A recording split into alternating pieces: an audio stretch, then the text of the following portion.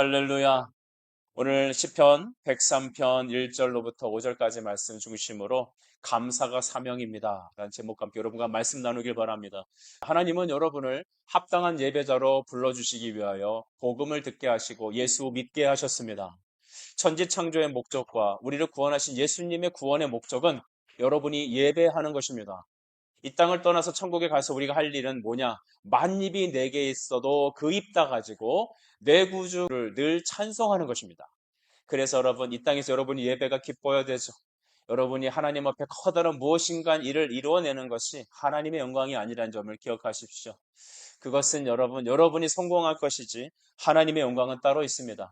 하나님께서 받으시는 영광은 하나님이 여러분에게 주신 것을 요구하는 것이죠. 우리에게 주신 것이 무엇입니까? 믿음입니다. 우리에게 주신 것은 무엇입니까? 말씀입니다. 우리에게 보내신 이는 누구십니까? 성령이십니다. 성령을 의지할 때 하나님 여러분을 통해 영광 받으시고 말씀에 따라 순종할 때 하나님 여러분을 기뻐하시며 세 번째, 믿음으로 행하는 삶을 주님은 기뻐하신다라는 겁니다. 그러니까 먹든지 마시든지 무엇을 하든지 어떻게 해야 될까요? 믿음으로 하는 것이고 하나님의 영광을 위해서 하는 것입니다. 요한복음 4장 24절 말씀을 여러분 기억하시나요? 우리가 예배 전에 항상 선포하는 말씀. 하나님은 영이시니 예배하는 자가 영과 진리로 예배해라. 예배가 성도의 삶의 첫 번째 사명입니다. 그렇다면 여러분, 우리 아까 읽었듯이 우리 고린도전서 10장 31절 말씀은 성도들이라면 많이 익숙하고 외우는 말이죠. 항상 우리가 먹든지 마시든지 무엇이든지 하나님 영광을 위해서 하라라는 것입니다. 그렇다면 올 한 해를 쭉 돌아보십시오. 지난해 겨울부터 우리는 기도 모임을 하면서 12월 달에 준비 예배를 했고 1월 첫째 주부터 교회 선포를 하면서 가정에서 시작했습니다. 여러분도 그 스토리를 다 아시지 않습니까? 우리 집사님 가정에서 시작했던 예배, 성탄 이브 때 우리 또 권 집사님 집에서 성탄 예배를 드리고 또 그러다가 4월 달 정도에 또 저희 가정에서 여러분은 지금까지 지난주까지 예배를 드리셨습니다. 쉽지 않은 일이고 현대인들에게는 매우 낯설고 불편한 일들이었습니다. 그런데 저는 여러분의 진심으로 감사드리고 하나님께 감사합니다. 그건 뭐냐? 어느 상황 속에서도 우리는 예배한다라는 것이죠. 여러분 이것을 잊지 마십시오. 앞으로 우리 교회가 하나님께서 언제까지 우리를 인도하실지 우리는 모르겠습니다. 언제까지 우리 주님께서 이 땅에서 우리에게 기회를 주실지 모르겠습니다. 주님은 내일이라도 재림하실 수 있기 때문이죠. 그런데 주님 재림하시기 그 전까지 우리가 살아 숨쉬며 예배하는 그 마지막 순간까지 우리 교회가 절대로 잊지 않았으면 하는 한 가지가 있는데 여러분의 시작점을 잊지 않았으면 좋겠습니다. 우리는 하나님의 말씀의 갈급함으로 모이기 시작했습니다. 그리고 기도하였습니다. 기도와 말씀으로 두세 사람이 모여 기도하다가 하나님께서는 몇 가정을 보내시고 우리 교회 세례 교인이 21분이시더라고요. 어린이 빼고 성년만. 여러분 개척하면서 이런 인원들은 참 쉽지 않습니다. 저는 그래서 그걸 깨닫습니다. 여러분 한 분 한 분이 그리스도의 보혈로 구속하신 하나님의 영혼들이라는 것이죠. 여러분 한 사람을 천하고도 바꿀 수 없는 것입니다. 저는 다시 한번 결정하고 기도합니다. 여러분을 위해 매일 기도하기로 결심합니다. 여러분을 위해 다시 이름을 부르며 무릎 꿇기로 결심합니다. 여러분 인생을 하나님께 드리길 힘쓰길 축복합니다. 여러분 우리의 그 삶의 제일 목표는 무엇입니까? 여기 있는 우리 초등학생 아이들 몇 명이 있습니다. 아직도 인생이 무엇인지 잘 모르고 그냥 해맑기만 하고 매일매일 즐거운 이 아이들. 중고등학생들도 있습니다. 그냥 게임이 즐겁고 그냥 놀았으면 좋겠고 아니면 더 자기 미래 푸른 꿈이 있는 학생들. 우리 오늘 학습을 받은 고등학생 이제 좀 있으면 내년에 몇 개월 후면 고3이 되고 여기 있으면 대학생도 있고 청년들도 있습니다. 또 어른들도 계십니다. 여러분의 인생은 어떻게 되었으면 좋겠습니까?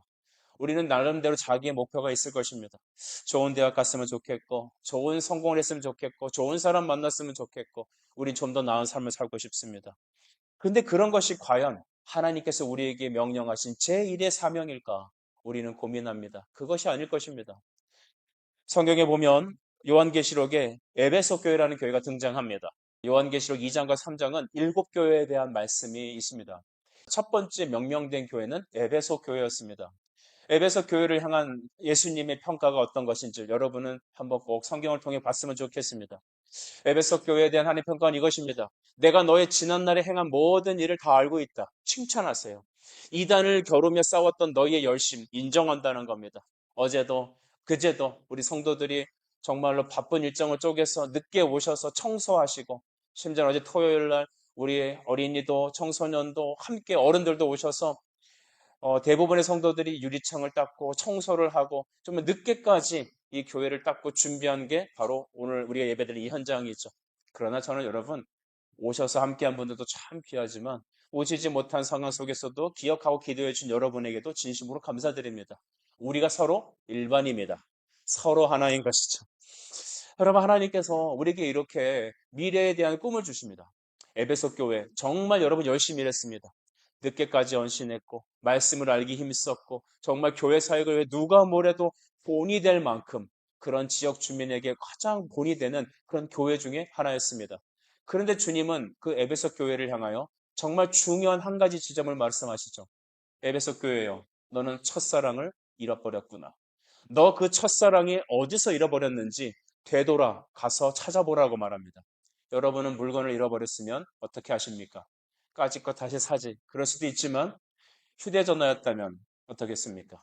새로 산 비싼 코트였다면 어떡하겠습니까? 아니, 여러분 지갑을 잃어버렸다면 그냥 없는 것 치고 돌아가시겠습니까? 아니잖아요. 다시 잃어버렸던 지점을 향하여 되짚어 가지 않겠습니까? 하나님께서 그리스도께서 이 에베소 교회에게 주셨던 가장 중요했던 잃어버렸던 중요한 점은 무엇이었을까요?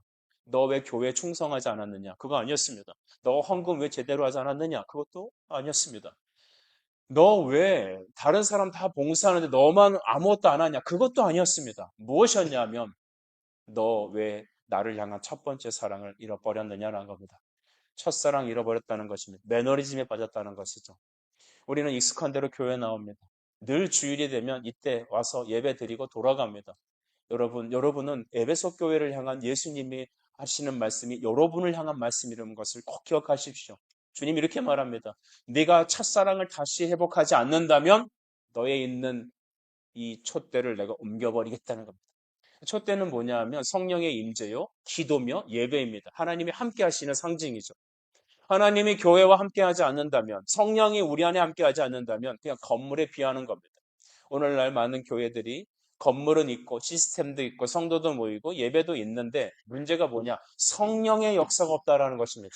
사랑의 온기가 없다라는 것이죠. 여러분은 서로 바라봤을 때 따뜻한 미소로 서로 인사합니까? 아니면 냉소적인 표현을 통해서 아무 인사도 안 하고 그냥 돌아옵니까? 여러분, 교회가 성도들이 많든 작든 우린 서로 사랑으로 성도를 대길 바랍니다. 따뜻한 미소로 나가십시오. 그것은 인위적인 미소가 아닙니다. 예수님을 사랑하면 내가 만나는 그 성도가 귀한 존재인 것입니다.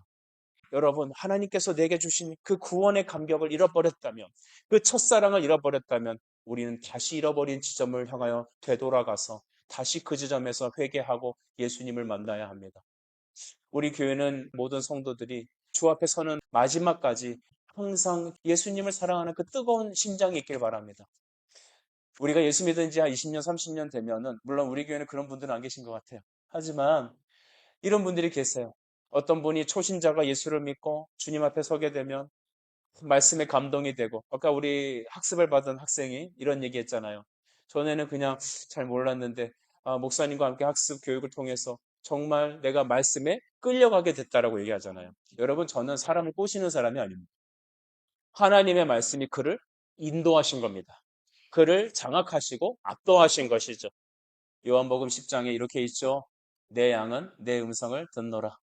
나도 그를 알며 그도 내 말을 들으며 나를 따른다 했습니다. 하나님의 양이기 때문에, 그리스도의 성도이기 때문에 주의 말씀에 끌리는 것입니다. 여러분, 우리는 이렇게 요한계시록을 통하여서 에베소 교회를 향해서 말씀을 들으면서 그러면 그 첫사랑이라는 것은 무엇일까? 여러분, 예수님 나를 구원하신 그 십자가의 은혜인 것이죠.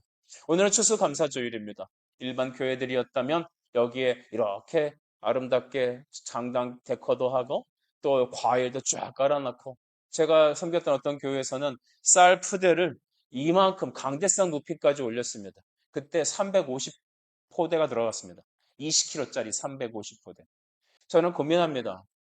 저 많은 과일과 저 쌀 포대를 쌓아 올린 것과 강대상의 화려한 꽃들, 우리도 있었으면 좋겠지만, 여러분, 그것이 없더라도 이 감사절의 감사는 많은 것을 누려서 많은 추수거리가 있어서 감사하는 것이 아니라 첫 번째 감사는 무엇일까요? 바로 구원 감사입니다.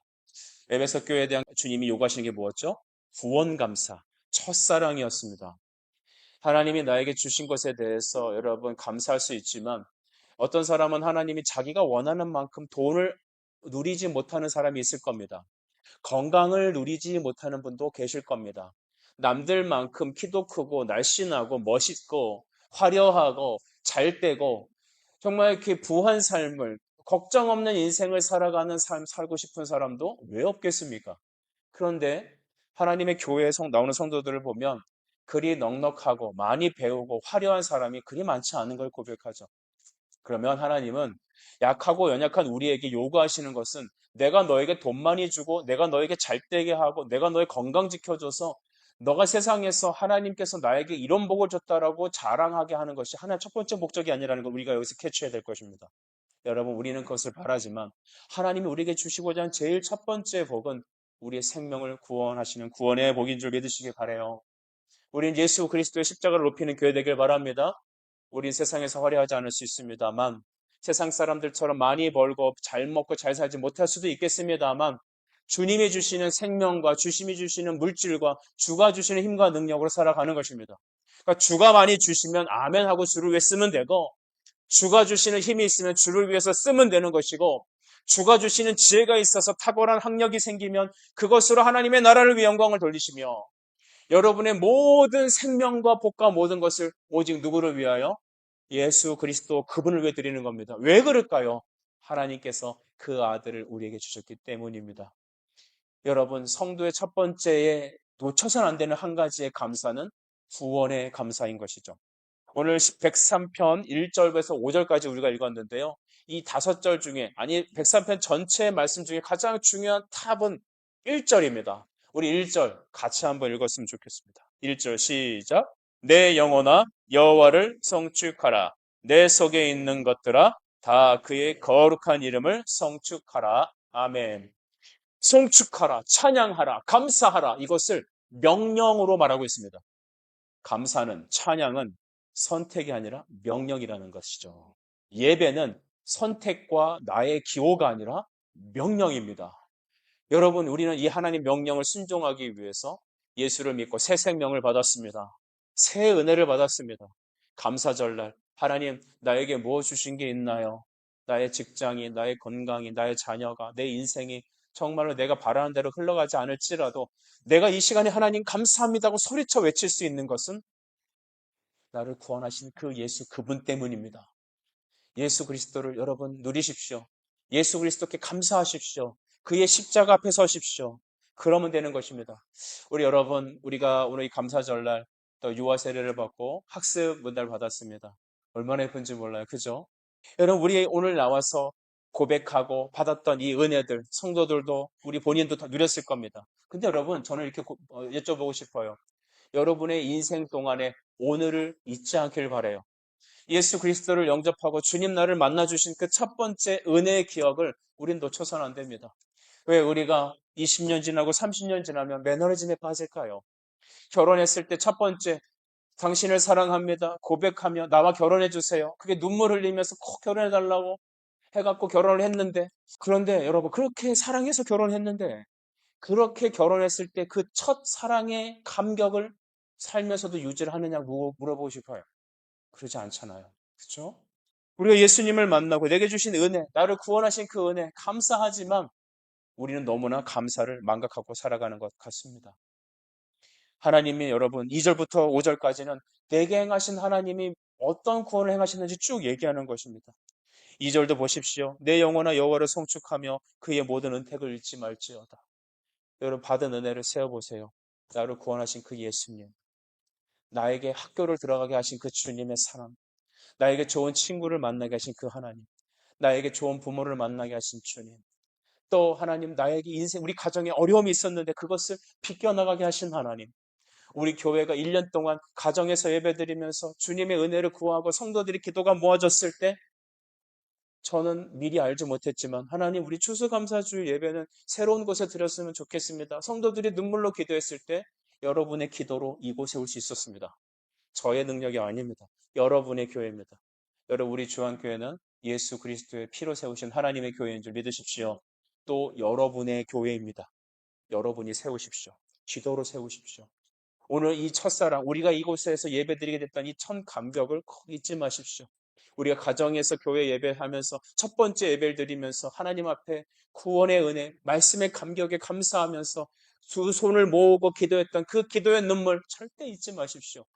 생활이 편해지고 환경이 좋아지고 사람이 많아지고 인프라가 구축되고 물질이 생기면서 등 따뜻하고 배부르면 그때 주님의 은혜를 까먹는다면 우리는 배은망덕한 자가 아니겠습니까? 그때는 찬양이 나오지 않습니다. 진정한 찬양은 환경에 있지 않습니다. 끝없는 찬양은 내 예수 그리스도의 생명의 은혜가 우리에게 주어졌다는 것이죠. 그러면 여러분, 저는 오늘 말씀을 마치며 여러분에게 한 가지를 말하고 싶습니다. 여러분, 감사는 사명입니다. 예배는 사명입니다. 여러분이 커다란 일을 해서 하나님께 한턱 쏘겠다는 생각은 절대 하지 마십시오. 하나님 이러실 겁니다. 그래, 얼마를 쓸 건데? 나한테 뭘 해줄 수 있는데? 주님, 제가 열심히 노력해서 1조를 바치겠습니다. 그러면 주님 이렇게 얘기하실 겁니다. 돈도 내 것이고, 은도 내 것이고, 미국도 내 것인데 도대체 넌 나한테 뭘 주겠다는 거냐? 다 내 것인데. 여러분, 우리가 갖고 있는 거 누구 거예요? 하나님의 거예요. 오해하지 마십시오. 주님, 제가 열심히 노력해서 연예인이 돼서 연예 대상에서 모든 영광 하나님께 돌리겠습니다. 라고 했는데, 나는 그 영광을 내가 받을 게 아닌데, 그건 내게 영광이 아닌데. 여러분, 하나님께 영광은 무엇일까요? 주님, 나를 구원하신 주님, 찬양합니다. 나는 당신의 것입니다. 하나님, 내게 생명 주신 주님 감사합니다. 십자가 그 사랑 감사합니다. 교회를 주셔서 감사합니다. 내 옆에 성도를 주셔서 감사합니다. 우리에게 귀한 자녀들 주셔서 감사합니다. 내게 오늘 하루의 생명과 힘 주셔서 감사합니다. 주님, 내게 믿음 주셔서 감사합니다. 그래서 우리가 이렇게 찬양하는 거죠. 날 구원하신 주 감사, 모든 것 주신 감사, 지난 추억이 내 감사, 주 내 곁에 계시네. 할렐루야. 감사, 송축은 우리를 향한 명령이십니다. 여러분은 하나님을 찬양하고 예배하는 것이 항상 가능하세요? 자존심이 센 사람일수록 하나님 앞에 고개를 빳빳하게 서들게 되죠. 자기 부인이 안 될수록 우리는 하나님께 감사가 나오지 않고 원망이 나옵니다. 몸이 힘들고 지치고 하는 일들이 꼬여갈 때마다 감사가 아니라 자꾸 불평이 나와요. 그런데 과거에 나에게 십자가에서 구원해 주신 예수님의 십자가를 내가 잊어버리고 자꾸 내 현실만 보는 것이죠. 하나님 그래서 우리에게 말씀하는 겁니다. 내 영혼아 여호와를 송축하라. 내 속에 있는 것들아 다 그를 거룩한 이름을 송축할지어다. 여러분 온 마음을 다해서 예수님 송축하십시오. 힘들수록 어려울수록 여러분의 구원 앞에 나가십시오. 십자가 앞에 나가서 나를 위해 십자가에 피 흘리신 예수님 주님을 바라십시오. 그곳에서 생수의 강이 흘러 넘칠 것입니다. 성도의 최고의 사명, 그것은 감사, 하나님을 송축함과 인정함입니다. 하나님, 내 속에 있는 것들로 주님을 다 찬양하게 해주십시오. 내 영혼이 주님을 송축하게 해주십시오. 하나님 이것을 우리에게 명령으로 하셨습니다.